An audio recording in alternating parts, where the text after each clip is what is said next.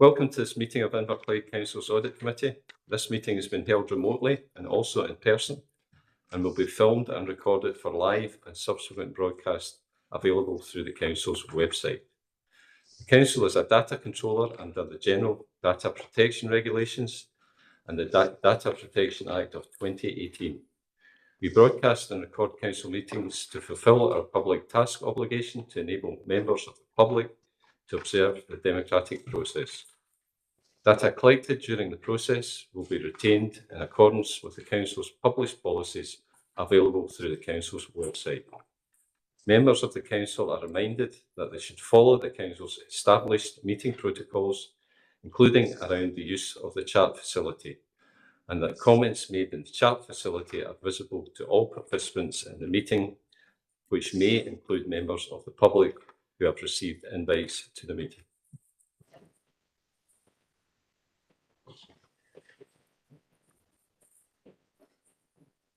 So we're now going to, do we have any apologies? Apologies from Councillor Law and Councillor Reynolds. Can you now move to a roll call? The following members please indicate if they are present at the meeting either in person or remotely. Councillor Clockerty? In person. Councillor Croser? Present in chamber. Councillor Curley? Remote. Councillor Halia?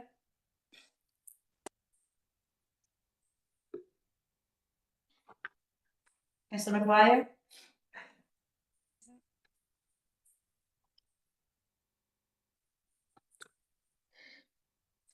Councillor Maguire? Yes, I'm saying present. Can you hear me? Yes. Yeah, I've said it a few times. Sorry, must be a connection issue. Councillor McCormick? Present remotely. Councillor McVeigh? In chamber. Councillor Nelson? In chamber. Councillor Wilson? Present in the chamber. Councillor Halia?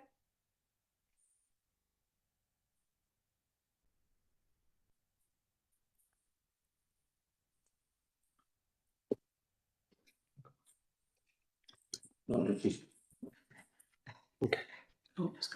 It's come off mute now. Councillor Halia?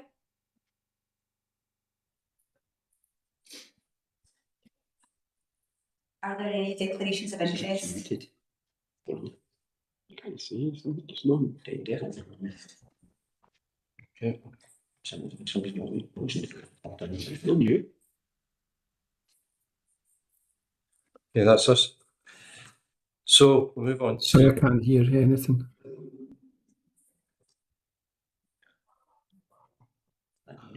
See, yeah.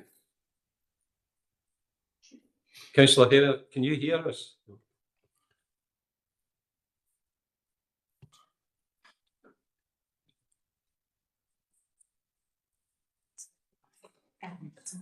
Okay, right, we'll move on.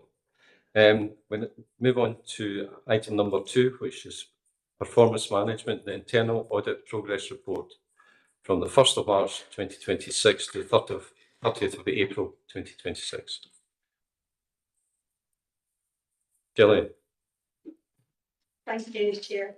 So this report provides an update on internal audit progress against the audit plan. There's been 2 audits finalised in the period since the last committee, and both were concluded as satisfactory. There was an audit on education control self-assessment, focusing on pupil attendance and the pupil census process. As part of that audit, 2 green issues, which is the lowest classification of issue, were identified relating to the updating of local attendance policies, recording of attendance at external education providers, and the formalising of the pupil census procedures. So they were all minor issues to be taken forward. The other audit that was concluded related to the Leisure Trust, and the assurance has been provided to the board of the Leisure Trust and actions have been agreed with the Leisure Trust management to take forward. But for this committee's information, there was an amber issue and 2 green issues identified. The amber issue related to the duplication of effort in accident recording through the use of paper forms, and those 2 green issues, which related to minor points for improvement relating to the logging of repairs and procedural documentation. In terms of follow-up updates, ordinarily a fuller update on outstanding audit actions would be provided due to time limitations, there's been a focus on red actions. And I can advise that the 3 red actions in progress relating to the cybersecurity report, which have a revised target date set between June and August 2026. You've also got an update on the work of the corporate fraud team, which is covering the National Fraud Initiative data matches, proactive work, including on council tax exemptions and investigation of whistleblowing and fraud referrals. I'm happy to take any questions on the report. Any questions from members? Councillor Clough. Yeah, thanks, Chair. It's actually just a general question that I really probably should know the answer to, but unfortunately I don't. So when we're doing the Leisure Trust, we're doing the audit of them. We're doing that, it's an arm's length organisation, but I assume that for governance sake, they'll have their own internal audit, or is it just the council that does their internal audit for them because it's an arm's length organisation, or do they have their own internal audit facilities? If that makes sense. So I can confirm that the council provides an internal audit service for the trust, Right. but it's then the responsibility of the Leisure Trust to take those actions forward. Right, okay. But yeah, okay. Any other questions? Councillor McVeigh. Thank you, Convener. I noticed that the report is slightly amended which compared to what we've had in the past, which is fair enough. And the previous reports we had a section on the analysis of missed deadlines, which was quite useful from a scrutiny point of view. But I see that's not included, although there is a section on the REDS subject. But I'm wondering, is this the way we're going to carry on, or are we going to get the analysis of fixed time deadlines by then? Because as I say, it was quite useful for scrutiny purposes. Yes, so I can answer that question. So previously we provided an update on outstanding audit actions, and also within that ones that are past their due dates. And that's something I'd be looking to re-implement following the summer once we have all the information gathered together. Yeah. So Okay, thank you for now. Any further questions? We're happy to know the progress of the report. Agreed. Now move on to new business item number 3, annual report on the Audit Committee 25-26. So this report is on behalf of the Audit Committee, and it summarises the work of the committee over the course of the year to provide assurance to council. The report covers the meetings, membership, attendance and activity of the committee, and it's included in there a summary of the work that's been done, including internal audit, corporate fraud updates and risk management. And this activity has allowed the provision of an assurance statement, which, as I said, is then provided to council. Happy to take any questions on that report. Any questions from members? Convener, Councillor Wilson. I noticed nothing's been put in here about how satisfactory the previous convener was during this period. Is that something that can be added at a later date, or is there no intention to do it? I think That's probably what failed under the. I think that's a rhetorical question.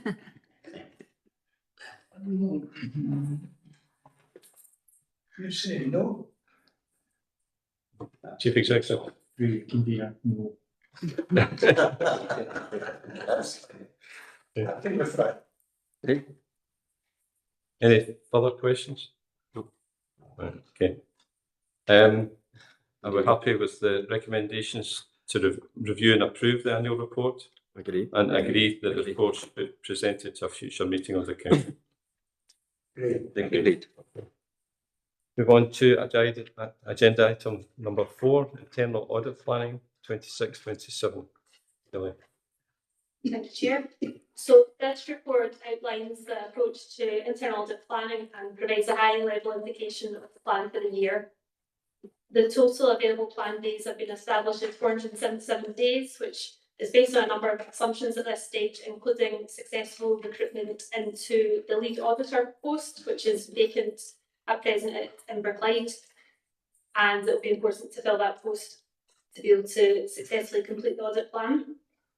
You'll see in table 2, there's a breakdown of days by audit type, and this will be further refined into audit areas in order to provide assurance across a variety of risk areas across the council. A detailed plan will need to be agreed with senior management and brought back to the audit committee. The detailed plan will be informed by a variety of factors, including an assessment of risks, the views of senior management, and also previous internal audit coverage. And again, happy to take any questions in this report. Any questions from members? Mr. McDay? Thank you, Convener. I noticed the report doesn't give us the areas to be audited, although it does mention that we'll get further details after recess, which means we'll be 5 months in to an audit year, which is, I would maybe expect that information beforehand. Is that really down to time pressure, or is there any other reason why we have that in this report? The predominant factor has been the handover focus on implementing the new arrangements for the shared chief internal auditor. There's also been a carry forward of certain audits into this financial year, and so the team are completing those at present. In terms of the plan for the year, I can give you some assurance that we've identified high level areas, so we're going to be looking at key financial controls, areas around workforce, assets, emerging areas of risk and education. And I suppose in terms of going forward in future years, I'd be looking to bring a more detailed plan at an earlier stage in the year. Okay, thanks again. Any further? Councillor Wilson? Julian, I see that you're now going to be looking after 3 councils, whereas previously our chief internal auditor looked after 2. Do you feel you've got the resources to handle 3 councils? So thank you for that question. So what we've looked at is, in terms of the structure, is bringing in a lead auditor in each of the councils, and that will enable me to be able to take a high level approach and oversee the work of each council. The lead auditor will manage on a day-to-day basis the work of the council, enabling these arrangements to work. Thank you. Okay. You don't know that was strictly a question on this paper, Councillor Wilson. So, any further questions? Are we happy with the recommendations to approve the internal audit planning document? Yep, great. Okay. Move on to item number 5. Internal audit annual report and assurance statement 25-26. Thank you, Chair. So this is an important governance document, and it supports the annual governance statement, which will be in the council's accounts. It's the culmination of work undertaken throughout the year and shows a summary of this work. The overall conclusion is generally satisfactory, with some improvement needed. The main area where improvements were noted as being required was in relation to cybersecurity, where there were 3 high risks noted by the team who completed the audit. And as I mentioned in a previous report, these risks are in progress with expected completion by August 2026. The report also outlines the key performance indicators for the year, with these showing areas of strength for the team and areas of focus where improvements may be possible. I would also just draw members' attention to the new global internal audit standards that internal audit is required to adhere to. There's been a high-level assessment carried out and action points identified relating to root cause analysis and the documentation of the evaluation of controls, and a full self-assessment will be carried out in the coming months and an action plan prepared for any necessary amendments to processes. And again, happy to take any questions on the report. Any questions from members? Councillor Clark? Yeah, thanks. It's probably not really a question, more a comment, and it's on cyber security. I mean, we know that the council, and Mr McDonald there, the council did have the cyber security attack upon it. And I suppose from an audit point of view, you can't guarantee us that we're not going to get another cyber attack, and you can't guarantee us that will not be liable to it because we know a lot bigger companies than us, a lot bigger councils than us have been susceptible to this. I suppose from an audit point of view, and you're probably doing that here and now, I suppose from an audit point of view, all we can rely on you doing is auditing the processes that we've got in place, highlighting any weaknesses we've got, and actually highlighting that to elected members as well as to our IT department. Is there really anything else other than that, that from an audit point of view, as an elected member on audit, that I should be looking for audit to do? If maybe that's an unfair question, but I do realise that the pressure that's on, especially on the IT side of things. Thank you for that question. Yes, it's a challenging and evolving area to audit, and as you say, what we're looking is to evaluate against best practice. Is there anything that we could be recommending for improvement? We can never fully secure against cyber risks, and we need to be aware of, as well as the technical infrastructure, but also the human element of people clicking on emails when they shouldn't, and I'm sure the IT team will be considerate of all those risks.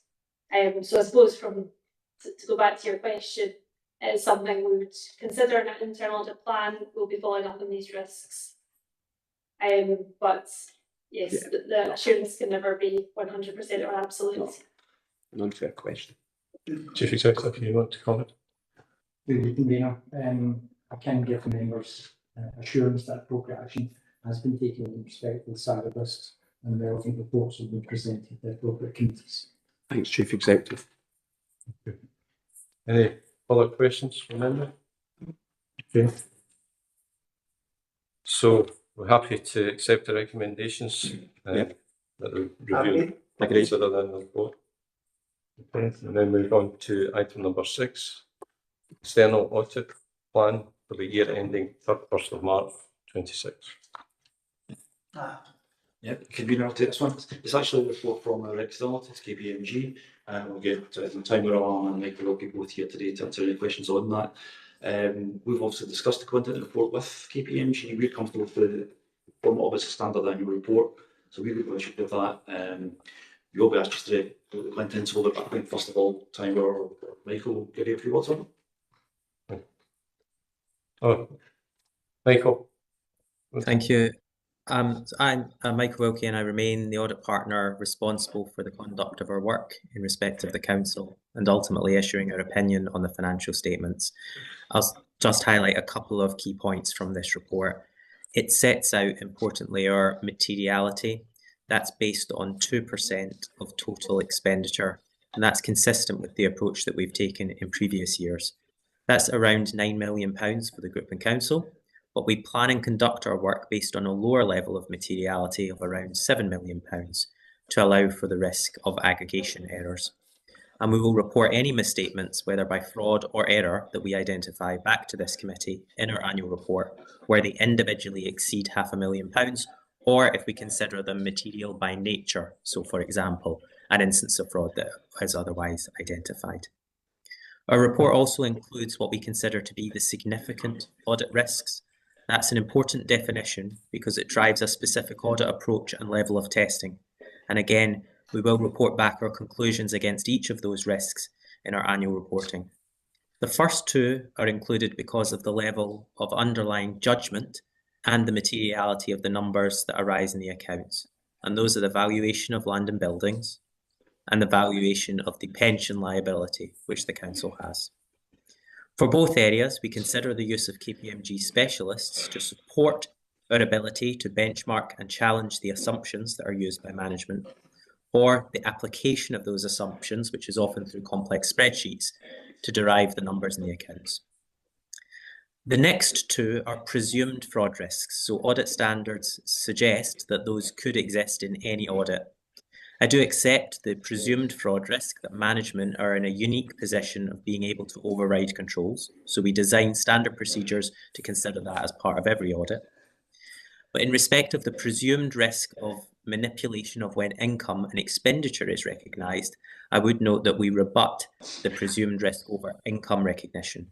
And that's because for a council, there's relatively lower judgment over when income is recognised. It tends to be for a specific financial year rather than over multiple years. The other point that I would highlight is that within our report, we set out our consideration of the wider scope areas of public audit. We've not identified any significant risks across those areas, but we do remain alert to them, specifically around financial sustainability. And we would note that the Accounts Commission sets an annual thematic review topic. This year that will be asset management. And again, we'll report to you on that in our conclusion. And the Controller of Audit reports to the Accounts Commission at least once over a 5-year cycle on every council, and its reporting for Inverclyde Council will be due to the Commission at its meeting on the 18th of June. There's nothing else I need to highlight from our audit strategy, but of course happy to take questions. Any questions from members? Mr. McVeigh. Thanks, Convener. Page 15 on the audit report, page 64, the recommendation that we develop savings over a longer period. This year we did a 2-year budget, you know, Convener, and we don't even know what next year's financial service is going to be for the Scottish Government. Now, and I know the report makes recommendations, which is probably easier to do than actually implement any of the potential proposals, cuts or council tax rises, because we're dealing with people's livelihood, children's education, social services, quality issues. We're doing that every year. So I'm just wondering if the auditor could tell us what is he expects us to do. Is he looking for a list of cuts for the next 5 years? Is he looking for a commitment to increase council tax by, for example, 10%? Because as I say, recommendations are easy, but implementation is certainly a different issue. Thanks, Convener. Thank you. I appreciate the point, and to be clear, no, it's not my expectation as auditor that the council has any specific to how it addresses that recommendation.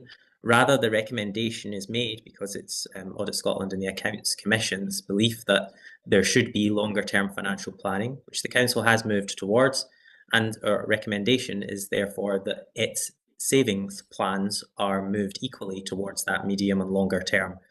It's not for me to stipulate how it should be approaching consideration of savings or additional income raising over that period, but rather that it does consider what its approach might be over that more medium and longer term. But I fully appreciate how challenging a recommendation that is to make as opposed to one to implement. David, would you like to follow up? Through you, Chair. Thank you, Councillor McVeigh. You're quite right. We are obviously dealing with a degree of uncertainty about the future.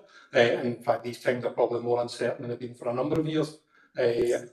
So what we do within this council is develop a long-range financial strategy, and that's due to come to the council next month, and that's updated every 6 months, highlighting where we think the pessimistic, optimistic and medium assumptions are around about the financial position and financial challenges that the council is facing. And within that, what we sought to do is develop a range of options with broad areas that we would use, the levers that we would be able to use as a council to address the financial uncertainties as the figures start to firm up as we go through the financial year. So once we know what the financial settlement is for 27-28, for example, we have a range of levers, areas that the council is already looking at and can bring forward to develop specific savings as appropriate. Thank you. Can I quickly ask David a wee follow on that? David, obviously, what we're getting told is, and what we've known for a while, is there's a £5 billion black hole in the Scottish budget that needs to be filled. We also need to know that things like NHS and health are going to be defended. And we also know that up to now we've known that teacher numbers are also going to be protected. So I suppose my question to you is, in your deliberations from all that, are you taking all that into account and virtually saying, well, hold on a minute here, you know, is the very, and I know I don't want to be pessimistic, but is the very essence of Inverclyde Council as a council under threat, given the dire financial constraints we're going to be under. Through you, Chair. The short answer is yes, we take into account all available information. So I'm currently reviewing all the economic information that's coming out for UK global finance markets and specifically the Scottish area. Obviously, the new Scottish Government is only just starting to form and there may be some changes in policies and priorities, and we will continue to monitor that. But the strategy, the reason the strategy is brought forward every 6 months is because we realise that is a constantly shifting scenario, and we need to keep up to date with the priorities as they develop and the challenges as they develop. For the council itself, as Inverclyde, we have the same challenges and threats that have been presented to members over a number of years now, primarily demographic challenges, as well as the core finance challenges that all local governments face due to the ongoing 1-year finance settlements that we get from Scottish Government, which make longer term planning all the more difficult. But the strategy seems to be put us in a position where we can react to those challenges as they become more substantial. Chief Executive. Indeed, just adding to Michael and David's points, clearly the challenge that we have is achieving sustainable savings. And for example, we as members of the Members Budget Working Group are aware we are looking at all opportunities for where the council is spending money. And one of the challenges that we do have as officers is looking at Strathclyde Pension Fund. We are constantly looking at opportunities for public sector reform, whether that be SOS, CROSLAP, or other audits. And indeed, Gillian's appointment is an example of shared services, whereby shared services have come amongst the member authorities. We've tried roads, we've tried ways, they weren't successful. One of the ones that has been a massive success for us is the Civil Contingency Service. So we're constantly looking at opportunities as to how we can improve the council and making sure that it's as efficient as we possibly can be. Any further questions from members? Councillor Wilson. I so agree with the Finance Director's comment on 1-year settlements, which really doesn't give us great chance for planning. Just something you said there, Chief Executive, about the Strathclyde Region Pension Fund. You're having a look at it. Would you look at it to the extent of perhaps increasing employees' contribution and reducing the council's contribution to the fund? The convener. The look at, as you refer to it, Councillor Wilson, is that there's an actuarial review taking place over the course of this year, and options are being considered within that actuarial review. Looking at, as clearly we have to look at employers' contributions, that's the primary thing, but we are looking at employee contributions as part of those considerations. Thank you. Thank you, Chief. Okay, there's no further questions. Are we happy to note the report? Indeed. Agreed. Thank you. Enjoy. Audit Committee.